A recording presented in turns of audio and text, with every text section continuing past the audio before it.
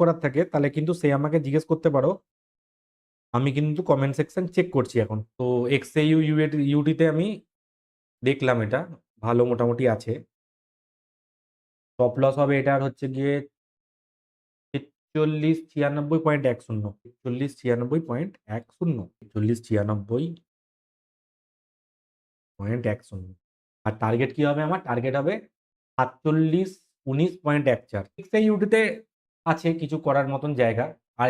আর সব থেকে বড় বড় ব্যাপার হচ্ছে গিয়ে আওয়ারলি তে ভেঙেছে, কিন্তু আওয়ারলি 60 কিন্তু এখানে ব্রেক করেছে। প্লাস এখানে বলিঞ্জার ব্যান্ড কিন্তু স্কুইজ ব্রেকআউটও হয়েছে 1 আওয়ারের চার্টে। তো এক্সএইউটিতে ইন্টারেস্টিং কিন্তু সিচুয়েশন হয়েছে। ছোট টাইম ফ্রেমটা একবার চেক করে নিই 15 মিনিটসের।